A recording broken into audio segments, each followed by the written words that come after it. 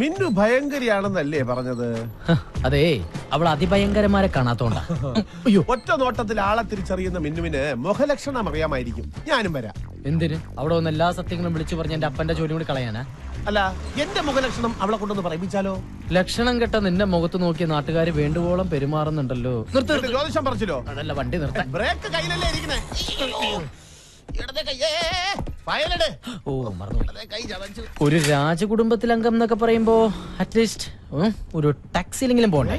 എന്ത് ചെയ്യാൻ കാശ് വേണ്ടേ? കാശ് ഞാൻ തന്നിട്ടുണ്ടല്ലോ. എന്ത് 10 രൂപയാ? അത് മതി. ആ സ്റ്റോപ്പിൽ നിന്ന് സിറ്റി ബസ് കിട്ടും. 4 രൂപ 50 പൈസ കൊടുത്താൽ മിന്നു ഗ്രൂപ്പ് ഓഫീസിന്റെ മുമ്പിൽ കൊണ്ട് ചവിട്ടി ഇറക്കും. അപ്പൊ ഒരു ചായ കുടിക്കാൻ തോന്നിയാലോ? അതൊന്നും വേണ്ടി വരില്ല.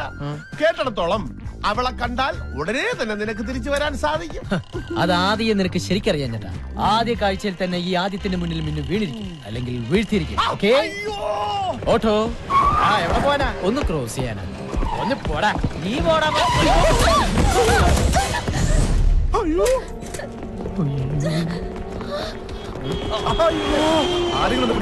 എവിടെ നോക്കിയാടി ആളെ കൊല്ലി വണ്ടി ഓടിക്കണത്? മുഖത്തൊരു കണ്ണട ഉണ്ടല്ലോ, എന്നിട്ട് കണ്ടില്ല? നിങ്ങളല്ലേ ശ്രദ്ധിക്കാതെ റോഡ് ക്രോസ് ചെയ്തത്? സ്കൂട്ടർ ഓടിക്കുമ്പോ ദിവാസ്വപ്നം കണ്ടിരുന്നാലേ കാൽനട യാത്രക്കാരെ കാണില്ല. നീ എന്തായാലും നോക്കി പിടിപ്പിക്കണേ. നോക്കടാ.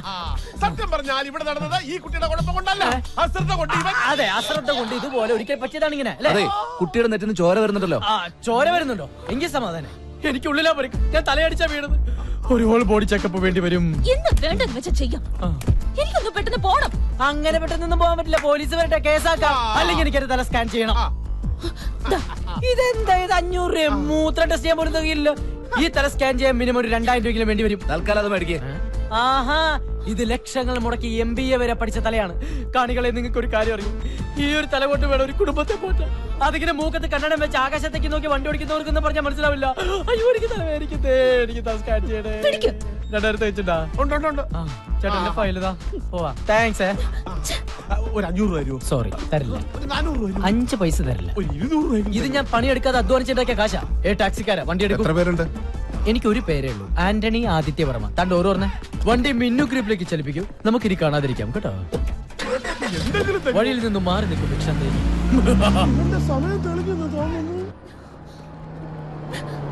ഡ്രൈവർ, വണ്ടി ഒന്ന് സ്തംഭിപ്പിക്കൂ. ഇത് അപകടം പറ്റിയ കുട്ടിയല്ലേ? ഹായ് അപകട കുട്ടി. എത്ര പെട്ടെന്ന് 2000 റുപ്പീസ് കയ്യിൽ വന്നത്. ടെക്നോളജിയുടെ ഒരു പോക്കെ. അപ്പോ വീണ്ടും സന്ധിക്കും വരെ വണക്കം.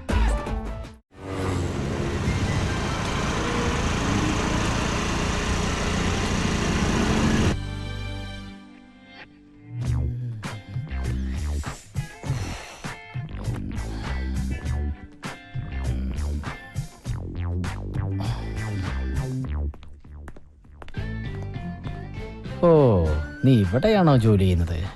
എന്നാ നിന്റെ ശനിദശ തുടങ്ങി മോളെ.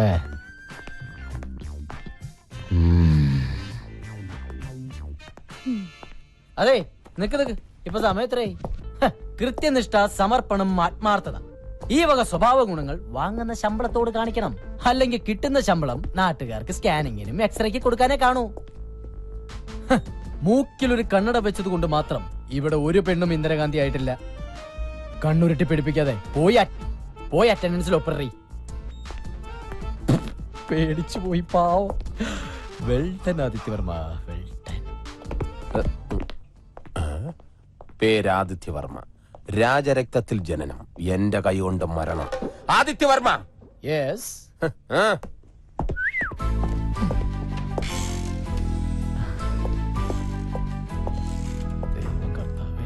Madam, good morning.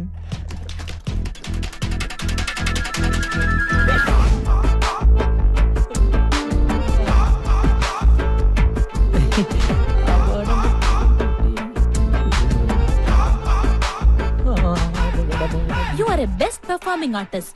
താങ്ക്സ്. ആണോ? മുഖത്ത് നവരസങ്ങൾ ഇങ്ങനെ അലതലകയല്ലേ?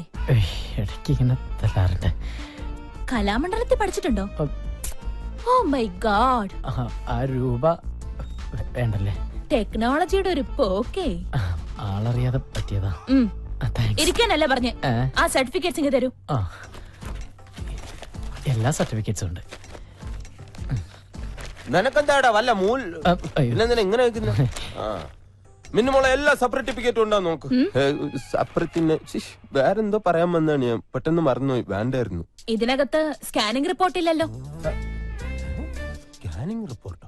ഇവിടെ ജോലി ചെയ്യണമെങ്കിൽ ഹോൾ ബോഡി സ്കാനിംഗ് റിപ്പോർട്ട് നിർബന്ധം. അത് മാത്രം പോരാ, നീ രാജരക്തത്തിൽ പിറന്നാണോന്ന് അറിയാൻ വേണ്ടിട്ട് രക്തം, കഫം, മലം, മൂത്ര എല്ലാം എനിക്ക് ടേസ്റ്റ് ചെയ്യണം. ഇല്ലേ മിന്നു? എത്രയും പെട്ടെന്ന് സ്കാനിംഗ് റിപ്പോർട്ട് കൊണ്ടുവരും. ഇത് മിന്നുവിന്റെ പുതിയ തീരുമാനമാണ്. ഇതറിയാതെ പലരും ഇവിടെ ജോലി ചെയ്യുന്നുണ്ട്. ഞാൻ ശരിയാക്കി തരാം. മാഡം, ആളറിയാതെ പറ്റിപ്പോയ അബദ്ധത്തിന് ക്ഷമ ചോദിക്കുന്നു. അതിനുള്ള ശിക്ഷയാണ് ഈ സ്കാനിംഗ് എങ്കിൽ ഞാൻ ചെയ്തിട്ട് വരാം. പക്ഷേ ഈ വേക്കൻസിയിൽ എന്നെ തന്നെ പരിഗണിക്കണം. ഇയാൾ അധികം സംസാരിക്കണ്ട, പോയി സ്കാനിംഗ് റിപ്പോർട്ടുമായി വാ. എന്നിട്ട് തീരുമാനിക്കാം എന്ത് വേണമെന്ന്. ആദിത്യവർമ്മ, ഓ, ഒരു ടൈ കെട്ടിയത് കൊണ്ട് മാത്രം ഒരാണും പണ്ഡിറ്റ് ജവഹർലാൽ നെഹ്റു ആവില്ല. ചെല്ലും.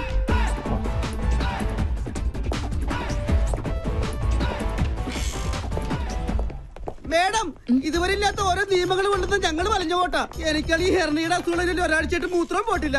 പെട്ടെന്ന് ഇങ്ങനെ സ്കാൻ ചെയ്യണം, മലമൂത്രമൊക്കെ പരിശോധിക്കുന്നത് ഞങ്ങൾ എന്ത് ചെയ്യണം അല്ലേ? ആര് പറഞ്ഞു? ഞാനാണ് പറഞ്ഞത്. അതെ, മിന്നു മനസ്സിൽ തീരുമാനിക്കുമ്പോൾ ഞാൻ മദ്രാസിൽ കാണും. നിങ്ങൾ ചെല്ല്. പെട്ടെന്ന് പോകാം. ദേവി സ്കാൻ സെന്ററിൽ ചെന്ന് ടെസ്റ്റ് ചെയ്താൽ മതിയാ. എല്ലാരും പോണോന്നില്ല. എല്ലാവരുടെ മൂത്രവും കൂടെ ഒരു കുപ്പിക്കകത്ത് ഒഴിച്ചു വാങ്ങിച്ചിട്ട് നീ കൊണ്ടുപോയാൽ മതി. സ്കാൻ ചെയ്തില്ലെങ്കിൽ എല്ലാത്തിന്റെ ഇൻക്രിമെന്റ് കട്ട് ചെയ്യൂന്ന് പറഞ്ഞപ്പോ സത്യം എല്ലാരും പേടിച്ചു പോയി. മഞ്ജുലേട്ടൻ പോ. അല്ല, എനിക്ക് കുഴപ്പമൊന്നുമില്ല, ഞാൻ ടെസ്റ്റ് ചെയ്ത്. Get out. ശരി.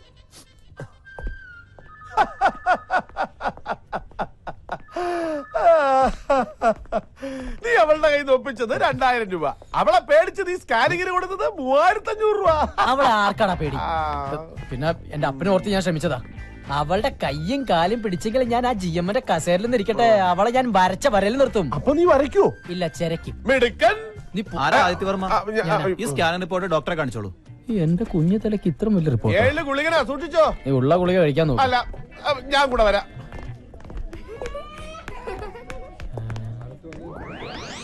ഇതെന്താ ബീവറേജിന്റെ ക്യൂ?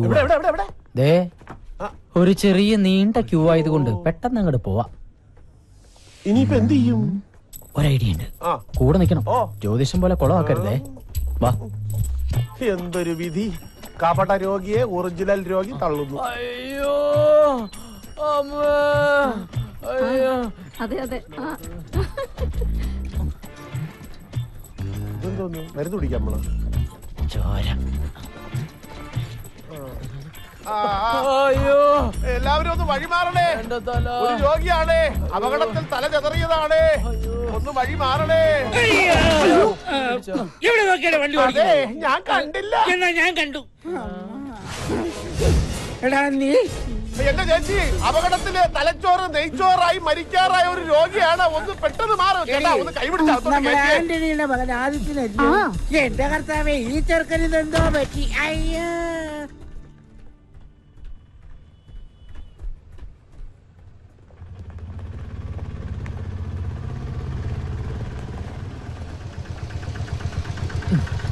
ബാലൻസ് തന്നെ വെച്ചോ. മിന്നു മേഡത്തിന് ദേ പോകുന്നു. അയ്യോ മേഡം, അയ്യോ. അതെ, സ്കാനിംഗ് റിപ്പോർട്ട് കിട്ടി, ഫിറ്റ്നസ് സർട്ടിഫിക്കറ്റ് തന്നിട്ടുണ്ട്. എത്ര വർഷം വേണമെങ്കിലും ജോലി ചെയ്തോളാൻ പറഞ്ഞു. തലയ്ക്കൊന്നും ഒരു കുഴപ്പമില്ല. ഇതാണ് എന്റെ തലകൾ. ഇപ്പൊ ഇയാൾക്ക് ആശ്വാസമായല്ലോ. ഇനി സമാധാനത്തോടെ വീട്ടിലേക്ക് പോയിക്കോ. അയ്യോ മേഡം, അങ്ങനെ പറയരുത്. ഇയാളുടെ തല സ്കാൻ ചെയ്യാന്നുള്ളത് എന്റെ ഒരു കുഞ്ഞു പ്രതികാരായിരുന്നു. അത് ഇത്ര പെട്ടെന്ന് താൻ തന്നെ സാധിച്ചു കരുതിയില്ല. ഓക്കെ, ഭാഗ്യമുണ്ടെങ്കിൽ ഏതെങ്കിലും ഹൈവേയിൽ വെച്ച് കാണാം. അയ്യോ പോലെ, അങ്ങനെ പറഞ്ഞ ഈ 2 വീലറിന് തല വെച്ച് ഞാൻ മരിക്കും. എനിക്ക് ഒരു തവണത്തേക്ക് മാപ്പ് തന്നൂടെ? സോറി ആദിത്യവർമ്മ, ചോദിക്കുമ്പോ എടുത്തു തരാൻ മാത്രം എന്റെ മാപ്പ് സ്റ്റോക്കില്ലല്ലോ. അയ്യോ, ഒരു കാര്യം മറന്നു. ഒരു കുടുംബത്തിന്റെ മുഴുവൻ ഉത്തരവാദിത്വം ചുമക്കുന്ന തലയല്ലേ ഇത്? ഇനി ഈ തലയ്ക്കൊന്നും സംഭവിക്കാതിരിക്കാൻ എന്റെ വക ഇതിരിക്കട്ടെ. ഹെൽമറ്റ് ഇട്ടിട്ട് കാര്യമില്ല മേഡം, ജോലി. ചപ്പിപ്പോയി.